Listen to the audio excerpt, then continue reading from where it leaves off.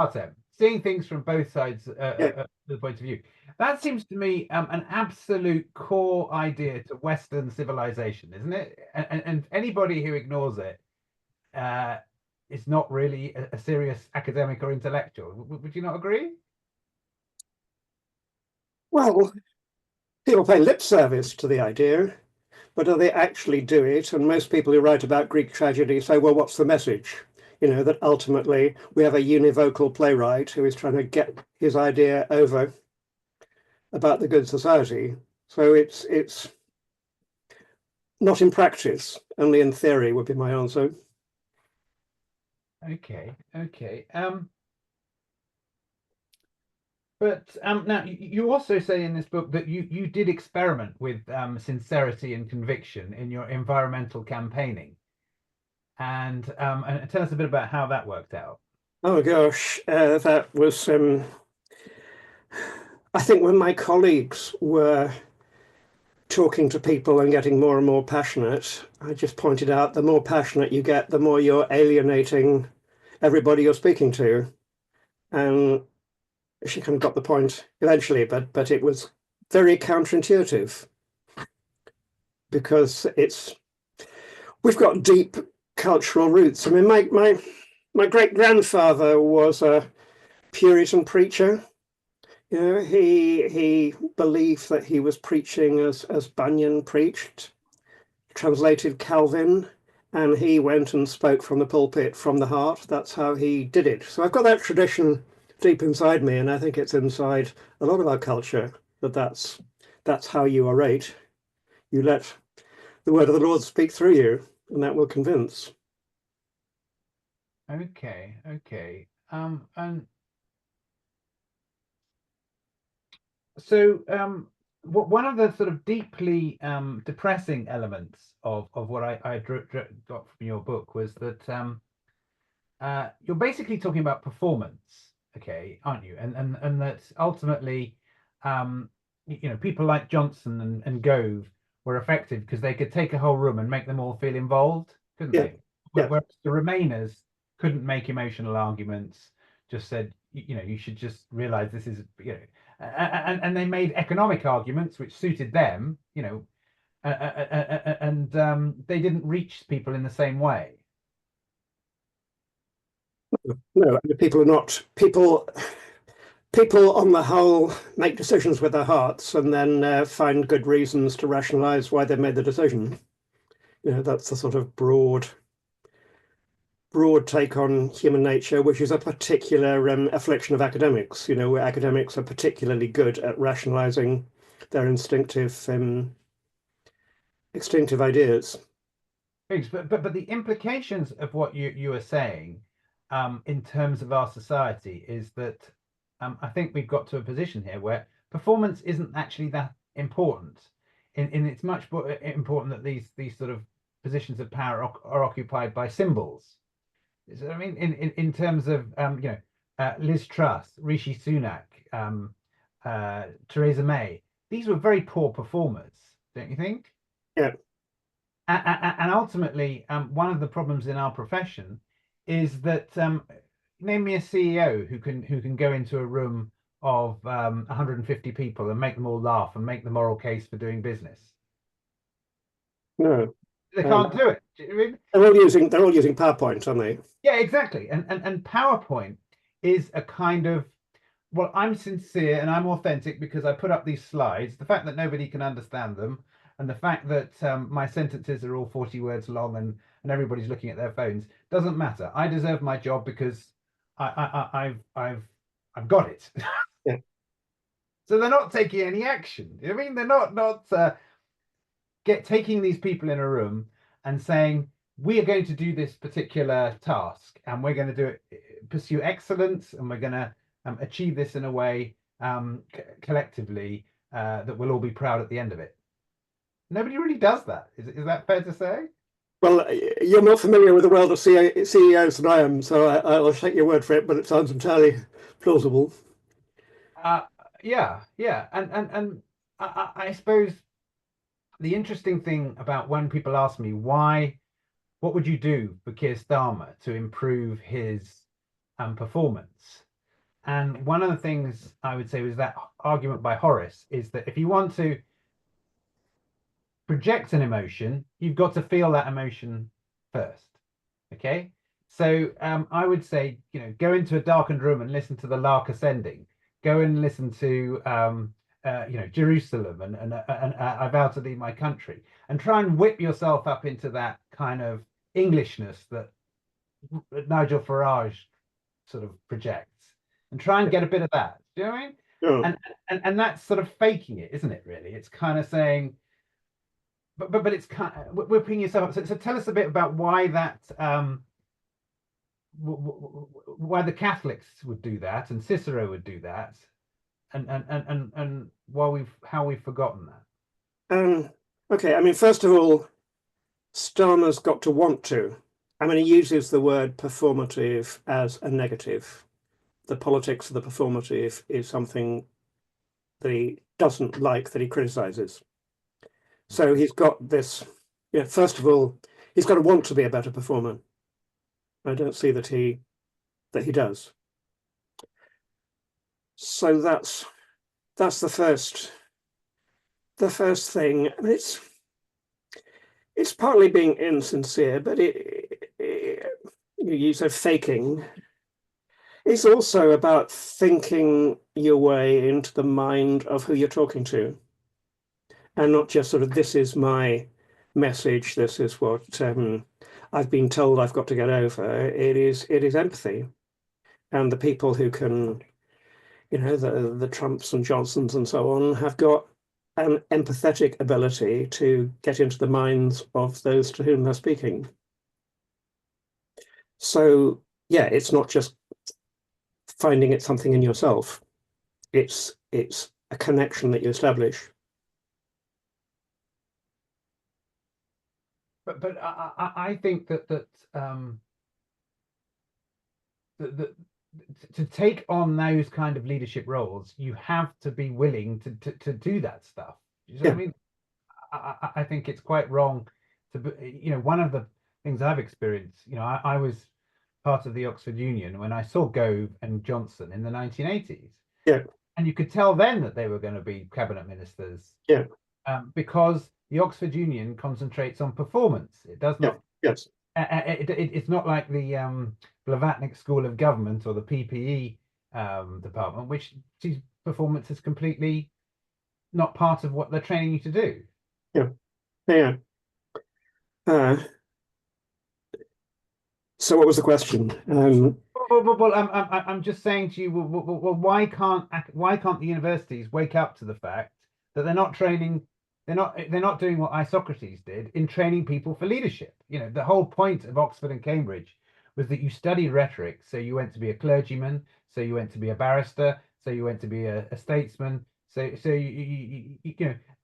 was a linguistic education. Yes. So you could lead and explain to the ordinary people what we were doing and why we were doing it. But that has been completely thrown out. It has. I mean, one of the exciting things teaching in my field of theatre studies is that a lot of the examination is through practice, and we're assessing how people perform. Whereas most of our education, people are turning in essays. They're not being asked to turn in performances.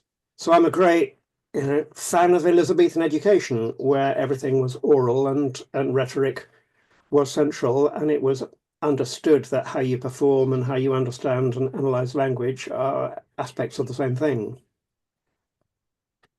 So yeah, I mean, I think it's not just Oxford and Cambridge. It goes, back to primary school, really, how we educate people to present themselves in public. And then we get on to individualism. There is such a drive to be an individual locked into yourself and true to yourself, rather than somebody whose sort of selfhood is defined by the way they relate to others. Okay, but here's another example where I think your books are so absolutely, have huge impact in the sense of medicine. Okay, medicine. I have a young 7-year-old, and I detect he's quite a good actor, and he'll get up some mornings and he'll decide that he's got a sore tummy. I mean, okay. and you know, so he'll kind of act it out until about sort of when we phoned into school to say, look, Axel's not going to go to school this morning. And then suddenly he kind of, his spirits lift and he starts on his tablet for the rest of the day. Do you see what I mean?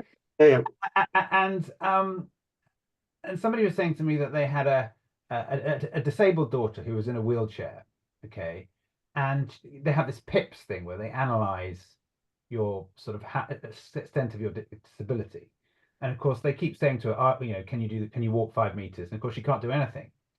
But the point is he was saying that something like autism 30, 40 years ago, autism was a terrible, terrible thing. You know, the family couldn't deal with the child, they couldn't do anything like that. Now, sort of 40 years later, in the Edinburgh Festival, these comedians are talking about their autism diagnosis, and they're kind of acting out their um their symptoms. Do you know what I mean? yes, In terms of how far is illness acting out emotion, and how far is it genuine? You know what I mean? And that's absolutely radically, you know, the whole separation of body and yes, mind, spirit, which you talk about, is, you know, I was brought up a Christian Scientist, so I kind of reject most of medical opinion. You know what I mean? mm, But the thing is it's absolutely revolutionary because ultimately the Cartesians will treat the body and separation, yeah, and it doesn't work, I think. no, no. I mean, you know, one of the reasons why the Greeks and Romans fostered public speaking is because they thought it was so good for the health. You know, they're quite explicit about that. You know, yeah, using the lungs and all that. Okay, that's interesting. Yeah. And Cicero went off to Greece to work in the gym in order to come back and be a successful speaker. I mean, they are deeply connected. But you know, I went to Greece a few weeks ago, and the theatre of Dionysus is right next to the Asclepius or whatever his name is. The Shrine of Asclepius, yeah, the god of healing. Yes, that's right. Okay, they're right next to each other. Yeah, yeah, yeah. So how does this come out in your work? You know, how do you feel about modern society's attitude towards illness? Did you think that? Uh, you're pushing me a bit off my. It's a huge topic.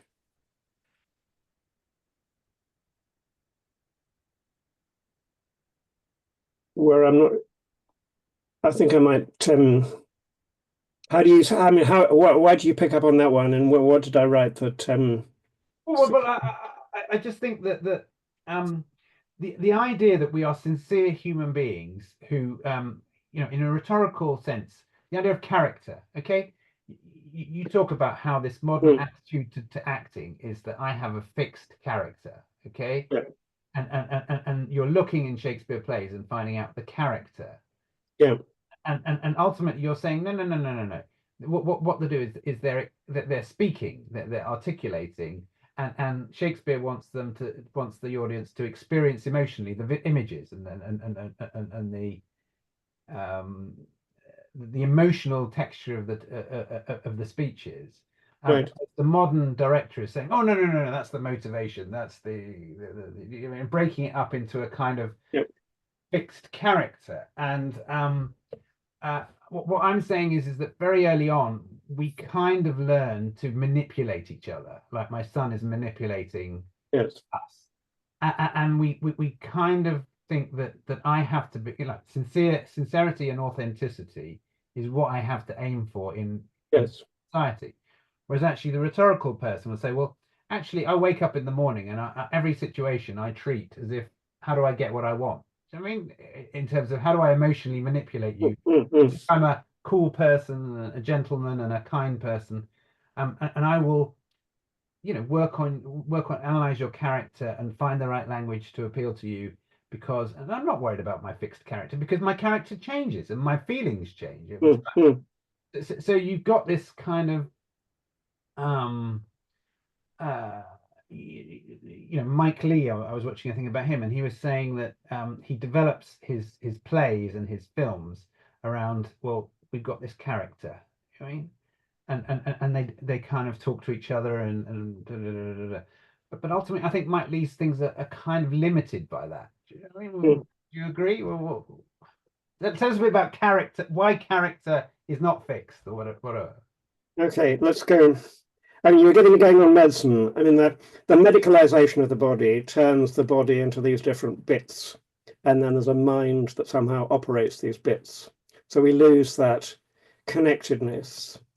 And I love humoral theory, the medieval Renaissance idea that we are compounded of these different humors, the hot, the cold, the dry, the wet, and we have to re-establish balance.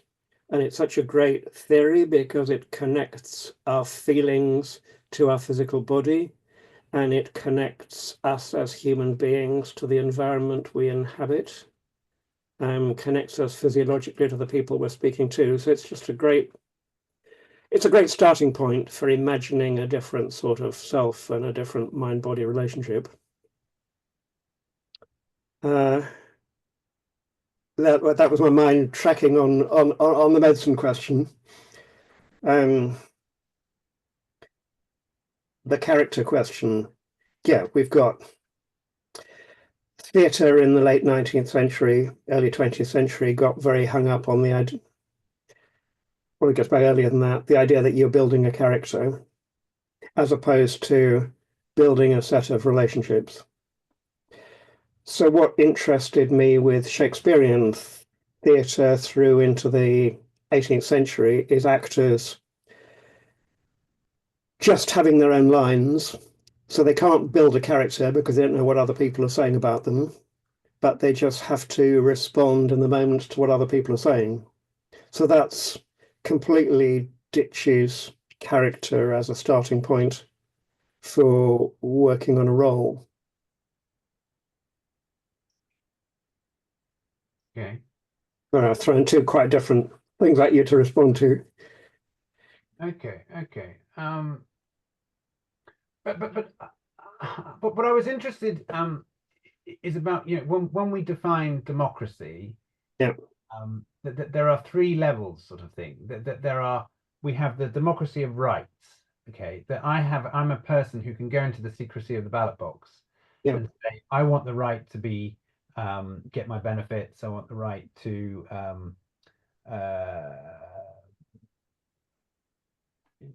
you know support the NHS and get all these things. And you talked about how that creates an atomized society. And then the next level is that we are basically social creatures, and ultimately we enjoy being social creatures, yeah, and that emotion is essential to cognitive understanding of our human situation. yeah. It's also to act. Like, if you don't create emotions in people, they don't do anything. Yeah, They won't operate in concert. yeah. And the third level is the kind of the ship of state, that we are spiritual creatures who are under a divine guidance, and ultimately aiming to some kind of teleological end. Would you say that's Hang on, give me your three again. I caught the Enlightenment idea of a democracy of rights and freedom of the individual. yeah, the Yeah, idea that I think you have the American lady who can vote for, the right to get divorced, the right yeah. to Okay, yeah. all that kind of stuff. And yeah, sure, you've got That's that. number one. Yeah, And then you have the second level, which is I want to be a part of a company, which is, again, when people work from home. I'm not working together. I'm just have the right to work from home. Well, that's an atomized position, isn't it, really? yeah, And if you enshrine in law all these rights, you don't have what the Greeks seem to have had. It's like, I care about my polis, I care about my yes, group, and I yes, want my society to have justice, and to have be able to raise an army, and to be able to yeah. defend Mm. our rights. You know what I mean? And of So course, that's why the new right are taking over so many parts of Europe because they are giving people the feeling that they are part of a community rather than atomized cells with rights. And people are clearly yearning for that. yeah, yeah.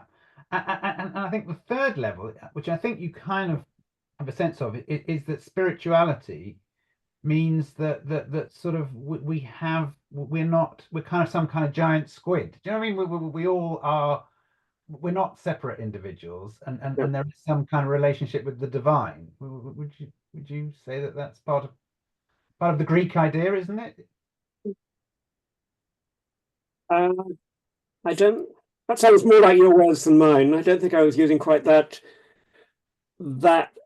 language.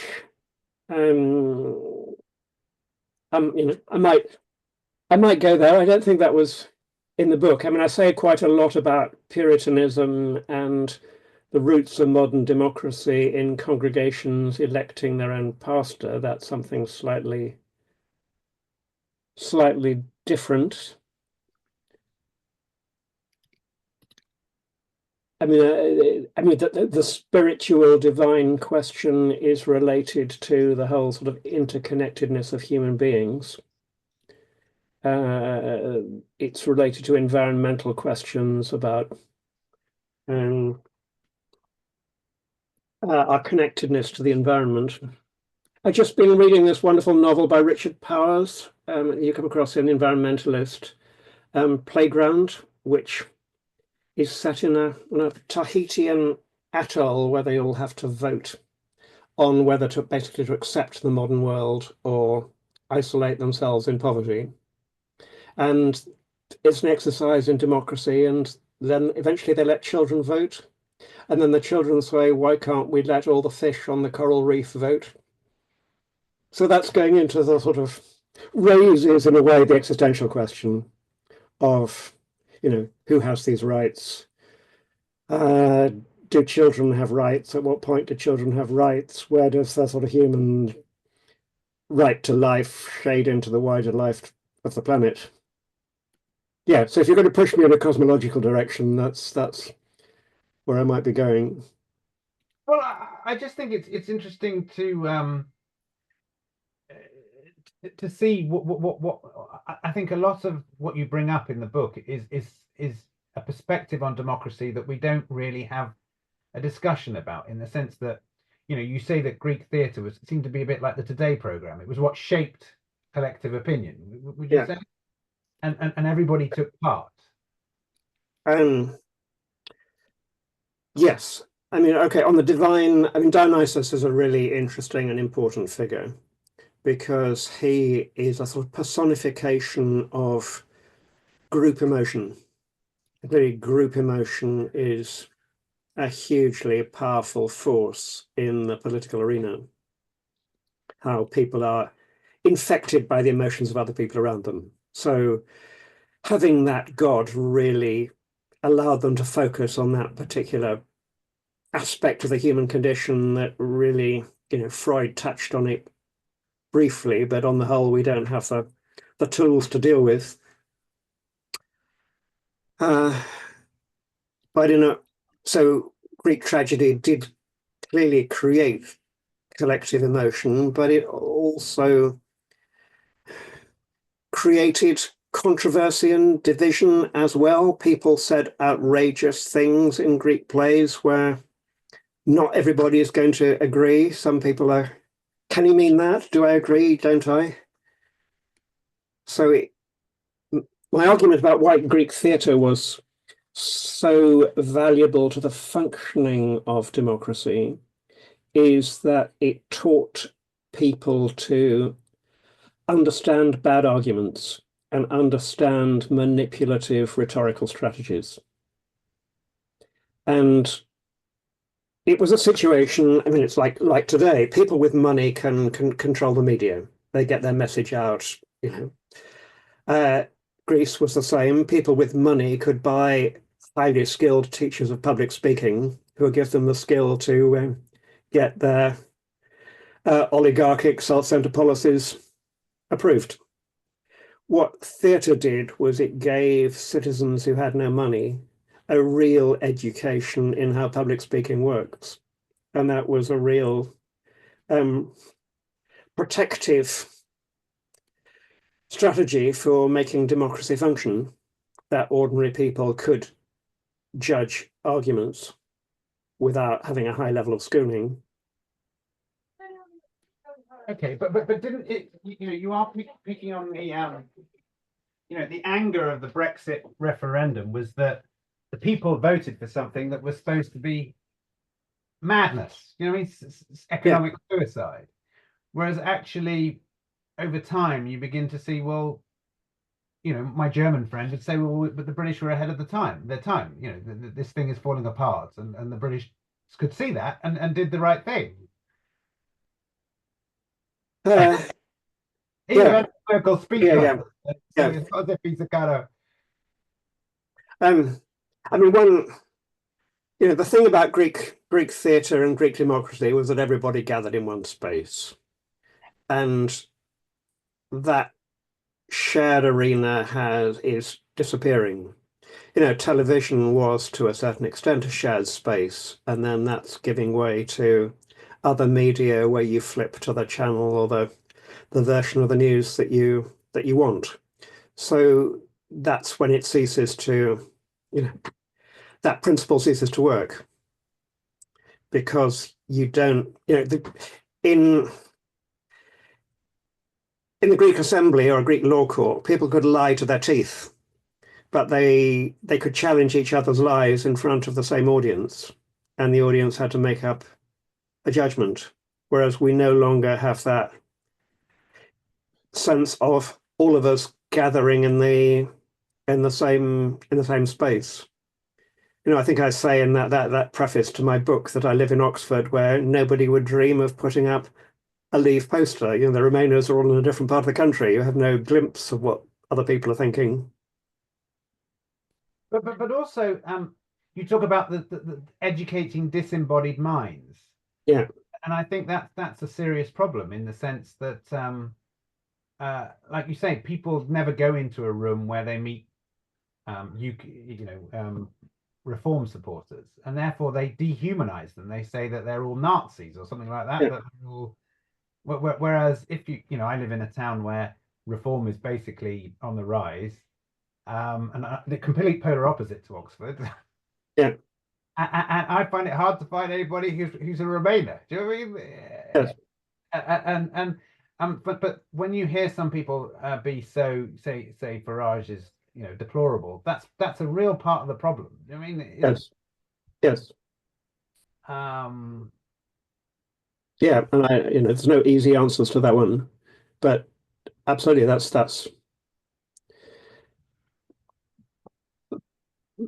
answers are in reform of democratic structures and reform in the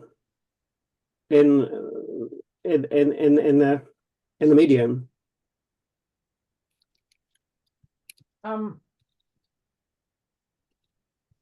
Okay, well, I'll open it up to other people who'd like to ask any questions. And I may come back in if that's okay. So, anybody else got any questions?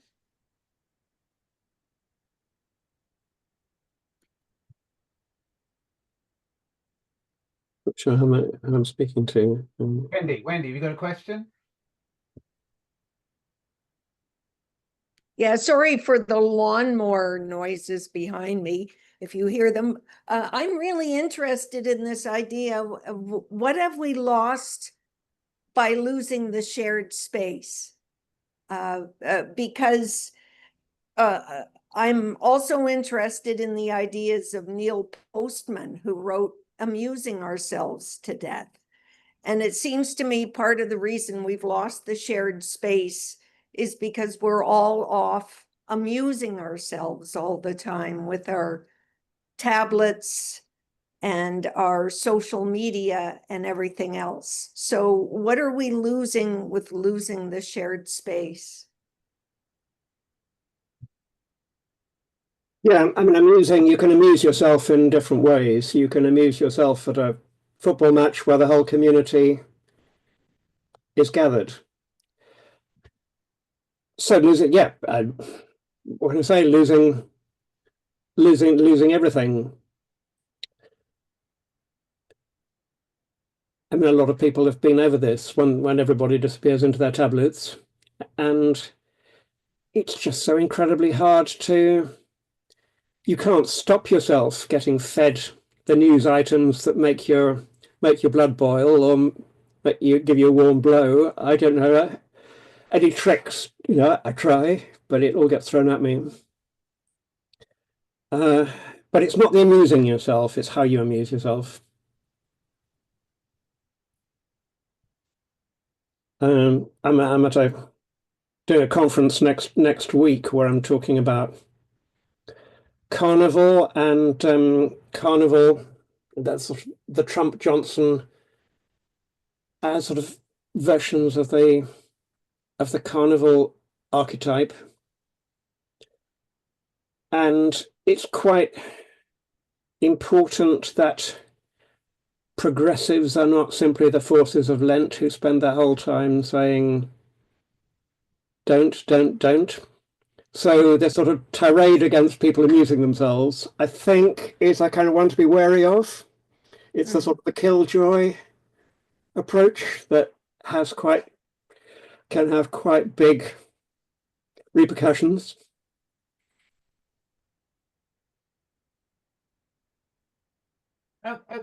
Sorry, Ali, you asked a question. Hi, David. I had a question about one of the parts in your book that you mentioned the demos traumatized by recent events, like victims of dementia or delusion, cling only to the label of democracy. So could you tell us a bit more about that? I wanted to understand that. But I'm trying to recognize the passage. Just read it. Tell me again. All right, sure. Let me just read it again. The The demo hang on, traumatized. Yes. Yeah. I'm sorry, I can't give you the page as Okay, it's sure. unclear. Yeah, online. Yeah. Say again. The demos traumatized by recent events. Yeah. Like victims of dementia or delusion. Yeah. Cling only to the label democracy. Right. Okay, I'm just trying to remember the context in which I wrote that. So trouble when you write a book and then you actually write that stuff. Year and a half ago, the label. I mean, broadly speaking, democracy has become this hollowed out label, and it's just used as a term to whip people with. That's not democratic. I'm being democratic. You're democratic. There is very little discussion of what actually you mean by democracy. The Greeks were constantly refining democracy. Well, that's saying that's not so democratic. Let's work out how to be democratic. I was quoting the novel set in a Tahitian Pacific island where they were working out democracy from first steps. In my teaching, sort of within the arts, same in any literary discipline, people talk all the time about ideology. They don't actually, there is very little discussion with students about what democracy is and how it works, why it might be something that needs renewing. It's sort of been forgotten. And my argument is that, I mean, if you look at Greece, the Greeks are keeping it going by constantly looking at it. Is it working? Let's change the rules. Let's change the structures. So it's become reified and fossilized. The US Constitution has become this thing that's fossilized. Nobody can put forward any more amendments. It's sort of died because people haven't found a way to renew its structures as life moves on. Is that picking up on kind of what you're Yes. And you mentioned at another point, I'm just trying to see if I understood you correctly, that I'm just quoting the book, that brazenly whipping up emotion, but only able to do so because of a widely felt sense of historic injustice. So is this what you're referring to, that people bring up only the label to just sort of express this feeling of lingering injustice for whatever reason. Yes, people use it rhetorically, and it's a shell. What and Sorry, your voice. Our own democracy in the I don't know which bit of the world you're in the UK. It's become pretty moribund. It's got the two parties who have been in power have just sort of maintained the system because it suits them and doesn't let other points of view get in. But we've become a fractured society that is no longer reflected by the sort of the two big groups of the industrial working class and the bourgeois class that the old parties reflected. So there's no opportunity for new structures to emerge that somehow map onto the social reality of the world we live in. And it's all got sort of turned back to front, so that the Labour Party is the party of the urban professional class, and it doesn't work. The structures that we got don't reflect the shape of the world that we live in. Okay. Because there's no means or will to renew. But what do you think? What is an emotion? Because I was reading Augustine, and the sort of the high style, and I read a book on that last year, and basically Augustine believes that the emotions are our connections with the divine. Yes. Yeah. And the interesting thing about, again, medicalizing is that if you go to the doctor and say you're depressed, he doesn't say, well, this is obviously some kind of connection with the divine and you need to change your life and do something different. Now, emotion, I don't know what do people think emotion is in the 21st century? It's a big question, isn't it? In the sense that I feel an emotion. I want to change the world, but ultimately the state is terrified of any kind of social unrest, whereas that's just an expression of people want change, isn't it? Yeah, and it's a fundamental question that most of what we do and our political system is based on the assumption that there is emotion on the one hand and there is thought and reason on the other hand. Any neurologist worth their salt will tell you that it's an impossible distinction and you can't separate emotion from thought. So our common sense and our scientific knowledge don't connect. Okay, and the other thing which I think is more worrying is that you see in Hamlet his inability to be an effective actor means that he resorts to violence. Isn't that your kind of analysis of that he can't, because he's got Melanchthon teaching him in terms of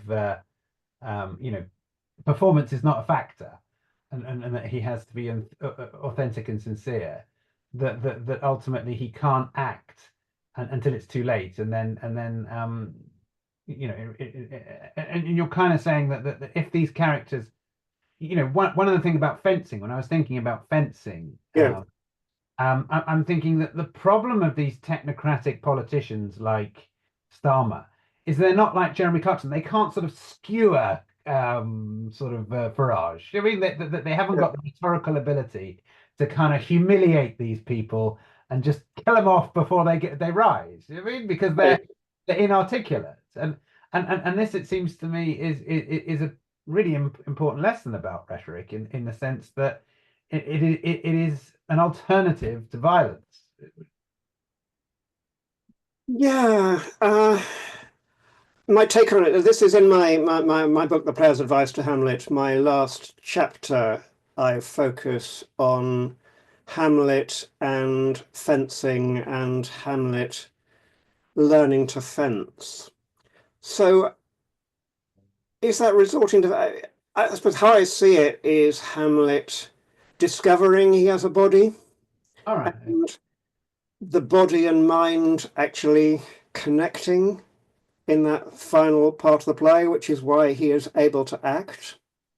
It happens he stabs his opponent, but there's a lot of stuff in the Roman orators about fencing being a great metaphor for what you're doing in public speaking, that you're dueling, you're ducking, you're weaving, and of course in public speaking you're using your, you're using your hands all the time.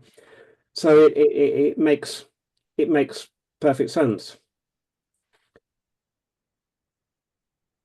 So I'm glad you picked up on that passage, but it's not the violence that I really wanted to emphasize. Okay, but you've been in the universities all your life. I am trying. I was in my son's primary school yesterday, and I pitched to them this idea that I've had. I had a friend create a sword in a stone. Okay. Yeah. Like Arthur, and I went to the deputy headmaster and I said, I've got this really good idea.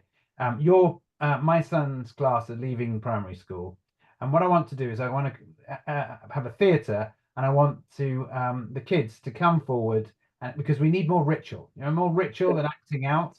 I want the kids to come forward, remove the sword from the stone, and make a 3-minute speech about why they're leaving school and how they're committed to the values of the school for the rest of their lives, and how they're going to change the world, sort of thing. And I said to him, because like the kids need to, and he said to me, oh yeah, that's a really good idea, because a lot of them don't always shine academically, and they want other places to sort of shine, and they'll be up for that. They'll be up for doing that. And I said, I'll write the speeches for them. But I can't believe it'll actually happen yet. But I mean, this seems to me that this whole idea of kids standing up and saying what they think and feel is not an aspect of any. When we were doing the conference in Exeter College, I just thought this is so relevant to every aspect of our lives, but it's not in any university or any school, and that is a terrible condemnation of our state of our education system. Yes. But we're not training people to be citizens, and we're not training leaders to be leaders. Yeah. But you try, you knock on Stelma's door and say, you're not doing it right, and it's like, go away, isn't it? Right? You knock on I wrote to William Hague and I said, isn't it about time you in the era of AI and when all the students have kind of copy and pasting, that things go back to the divinity school and it's oral. He never replied, and I had to write again. He still never replied. Nobody has any desire to reform these institutions, and to say, hang on here, we're not giving them what they need. So what do we do? Your sword in the stone exercise. I mean, you're going for the sincerity. You're asking them to stand up there and say that this is me. And I quite see why you're going there. People need to present themselves. But going back to our earlier conversation, there is also the public speaking that is the pleasure of speaking as not me. Right. Which is a really important thing to learn to do, but we don't give the same instinctive sort of encouragement to. But it's only by doing the speech as not me, arguing the case that you don't believe in, that you actually build up the skills really to do the other stuff. That you can make a speech as me, and this is what I'm going to do in life, but how are you going to persuade other people to do the same thing? That's the next. Well, we do an exercise. We do an exercise at the speechwriter conference, how to be evil. Yeah. And it's run by a Shell guy, and he gets them all to argue the complete opposite of what they actually believe. Yeah. I mean, and it creates a hysterical atmosphere in the room. Yeah. Because it feels so weird to stand up and advocate for fossil fuels, when you kind of spend all your time writing climate change speeches. It discombobulates. They kind of can't quite get their head around it, or arguing for reform if you're a, you know, urban intellectual or something. But I agree with you that it's terribly important. And I've had experiences in my life where I've kind of been brought up to see that, well, you know, yeah, what's the best example of this? When I was in 1996, I told somebody I wanted to be a Conservative MP, a Conservative agent. And Yeah. do you know what you need to do? You need to join the Labour Party because Mandelson's looking for people like you.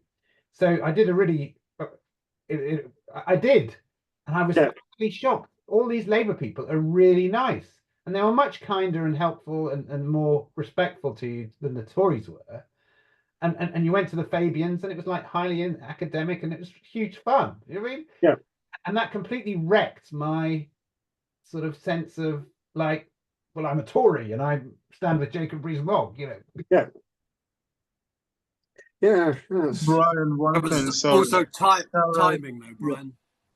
Sarah has been wanting to ask the question. Sorry, I can't see the thing. So sorry, but Sarah, go ahead. Sorry. No, that's all right. I just wanted to say on a hopeful note that I do teach actually rhetoric at St Andrews, and my students give speeches every single year, and I do actually the both sides of the question exercise with all of them, and it goes down really well. And I've been doing it for 20 years, over 20 years now, and it does have real world consequences, I think. So it's not true that no universities are doing it. But one university, there's you and perhaps Holloway, okay? Yeah, there are not enough of us, but there are people arguing for this in schools. You know, I have quite a lot of female colleagues who've been doing this with school children as well. And, you know, some student unions are quite exclusive, but I think they are improving. Certainly the St Andrews Union has improved enormously. I was at Oxford, but I never set foot in the union, although I was a public speaker, just because as a woman, I didn't really feel, you know, and as a Scotswoman, I just felt that the kind of people who I would find there were not the sort of people that I knew or who would listen to me. Whereas the St Andrews Union, I was at a debate recently, and it was the first debate I think we've ever had where the secretary of the union and all four speakers were women. So, you know, against the negativity, I'd say that there is actually quite a lot happening in that sphere, which is positive. Yeah. I think politically, I feel a lot less hopeful, and I agree with David about what he's saying, though I suppose my question for him, you know, is what can we do? Because it feels like a lot of this is actually just happening over our heads to me, that, you know, power has concentrated itself so much in the hands of a very few people, technocrats, and in the hands of a few very powerful corporations, that one of the reasons that we're just sort of performing democracy at the moment is that actually democracy is rooted in the idea that the city-state or the country as a unit has a lot of power, but actually when you have a company like Apple that, you know, whose annual takings are more than the GDP of most countries, then actually it's just not true anymore, that you know, if you try to pursue a particular kind of policy, then the bond markets will crash, and you know, you won't be allowed to do the kind of things that you might want to do that would actually be for the benefit of the masses, theoretically speaking. And so that's why parties have started to all seem incredibly alike, because actually they're working within a very narrow bound of possibility of what, you know, corporate powers and city masters will actually let them do. But I'm interested in what David thinks about that. That I had a magic wand to, you know, deal with to address that. I mean, obviously, on one level, you're empowering students, and that's has to be an important thing to be doing. What department are you able to do this in? It's English. I just, you know, created it as a module, and it's hugely oversubscribed. I think there is a real appetite for it across universities, actually. I've done it as a workshop in Glasgow and various other universities too. Yeah. I mean, how do you talk it through the faculty that this is part of an English degree? What's its rationale? Well, I didn't have any trouble in getting it passed, partly because it's actually at St Andrews and in most Scottish universities, it's actually kind of a restitution of something that was for a long time the basis of English. Yes. Before it became English literature, oratory was huge. It was Right. an essential part, of course, as you know, Yeah. of Scottish university education. I'm wondering if there's a difference between Scotland and England. I find that quite interesting, whether you sense there's a cultural difference and it's more, these things are more possible in Scotland. I think we have more flexibility, possibly, certainly than the Oxford system. I remember it being very difficult there, you know, for people to get new things passed, in that we are modular and people take English often alongside other things. So you're not changing the structure of anything when you add in a module. You're just, you know, adding something to the counter of the sweet shop, as it were. That may be there for a few years, or it may be there for many years, but when it goes, it doesn't change anything problematically. So it's much easier than to have people just teaching within their specialisms or their enthusiasms even. That's very interesting. And I taught in Wales early in my career, where there's a very different sort of culture of performance to the one you find in England. I mean, you're talking about the huge corporations and powerlessness. I mean, the other aspect of the problem is the short-termism of democracy that China is clearly pushing the US into a corner because it does long-term planning, and we are our democracy locks us into a short-term cycle, which used to be fine, but in an age of climate change isn't fine. So there are I wrote my book saying this is how democracy works. I wasn't necessarily saying that you can kind of, it's the answer to the future, because, you know, there are, you know, these huge existential issues upon us. Where it really, you know, the democratic structures really do need a very radical rethink if they're going to be able to deal both with the climate and with sort of empowerment versus what's happening on the other side of the globe. Yeah, I agree with you. Though it's interesting that when you ask people on the ground, you know, do you want more done about climate change? You'll get democratically a very positive answer. 70 to 80% of people will say that they do. So actually, it's the case that politicians are simply not following the will of the people to a very large degree. Yeah, I mean, you're right, but everybody can say that they want action taken on climate change. It's when you translate that into a particular piece of belt tightening and sacrifice that you get different you get some different responses. I think we've reached the end of our time. So David, thank you ever so much for talking to us. As I said, these two books, I think, you know, I've written annotations on almost every page of this one, and you know, this one's too nice at the moment but yeah, it's, I find it so rich, and there's so much in there about all the problems that we're facing. And I hope to do more to popularize your work and make us think about these things, because actually, you know, it's really fun to sit in a room and hear two you know, like wrestling. You know, a lot of Donald Trump's sort of popularity comes from wrestling. You know what I mean? He Yes. kind of, It's fun.